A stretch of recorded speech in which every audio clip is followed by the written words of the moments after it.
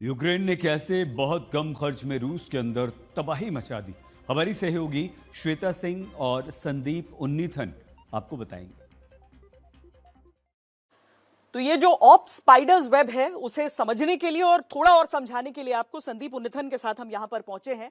ये जो ऑपरेशन है ये यूक्रेन ने लॉन्च किया और यूक्रेन को कितना इसका खर्च बैठा और रूस को इसका कितना नुकसान सहना पड़ा, ये हम पैसों के हिसाब से भी आपको जरा समझाएंगे, क्योंकि एक बड़ा दिलचस्प आकलन है जो हमारे सामने आ रहा है।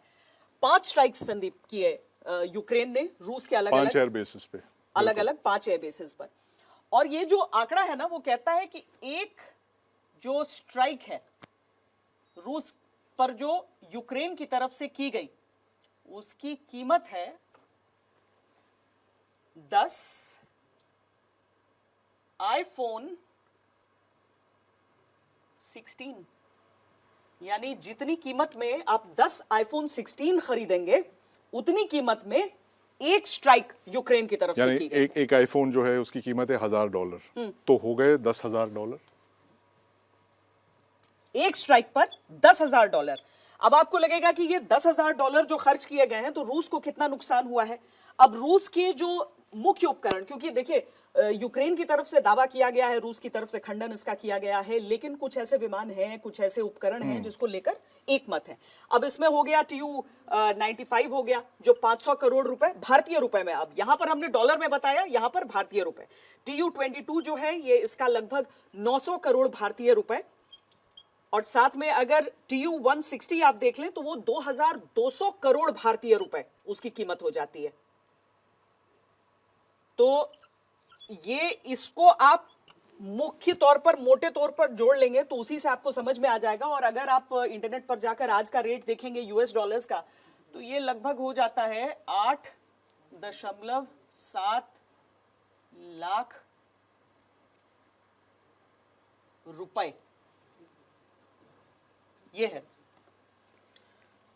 कोई तुलना नहीं, कोई कंपैरिजन ही नहीं है। 8 लाख आपने खर्च किए पूरे अटैक पे, सिर्फ वो ड्रोन्स पे, और आपने जो अटैक की जो अचीव किया होगा 60,000 करोड़, कम से कम 60,000, कम से कम 60,000 करोड़, कम से कम 60,000 करोड़। तो श्वेता, जब हम वॉरफेयर की बात करते हैं तो एक चीज होती है वो उसमें एसिमेट्रिक वॉरफेयर जिसको कहते हैं। ये शायद इस तरह की एसिमेट्री हमने शायद वॉरफेयर में आज 21st सेंचुरी में इस तरह की एसिमेट्री नहीं देखी कि सिर्फ एक साइड ने केवल 8-8.5 लाख रुपए खर्च करके 60,000 करोड़ के डैमेज कर दिया। और कई सारे ऐसे जहाज हैं, ये रशियन जहाज हैं जो इरिप्लेसेबल है, जो बनते ही नहीं, बनना बंद हो गए। तो अब कोई प्रोडक्शन लाइन बंद है कि आपके पास हो, लेकिन ये रूस के लिए अपनी सुरक्षा के लिए बहुत ज्यादा जरूरी थे। तो ये जो ऑपरेशन मकड़ जाल है, ऑपरेशन स्पाइडर्स वेब, उसके जरिए यूक्रेन ने ऐसा किया है रूस के साथ। पर रूस पलटवार करेगा, उसका इंतजार भी ज़ेलेंस्की को अभी होगा। बिल्कुल। रूस पर इस तरह से हमले की प्लानिंग पिछले 18 महीनों और 9 दिनों से चल रही थी, और जिस तरह से यूक्रेन रूस पर 117 ड्रोन दाग चुका था, उसने रूस और यूक्रेन के युद्ध की दिशा और दशाएं बदल दी, और ये दुनिया को भी ये बता दिया कि छोटे और सस्ते हथियार भी दुश्मन पर घातक प्रहार कर सकते हैं। जिस तरह से यूक्रेन ने रूस के 5 एयरबेस पर तबाही मचाई है, उसे पर्ल हार्बर जैसा हमला बताया जा रहा है।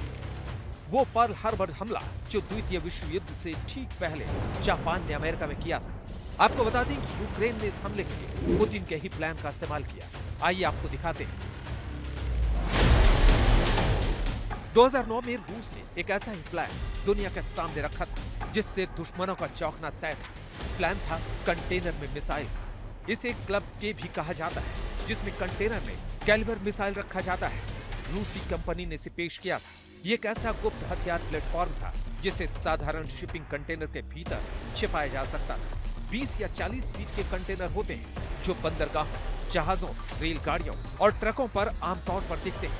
इसमें लगी कैलिबर क्रूज मिसाइलें, जिनमें पारंपरिक या परमाणु हथियार हो सकते हैं।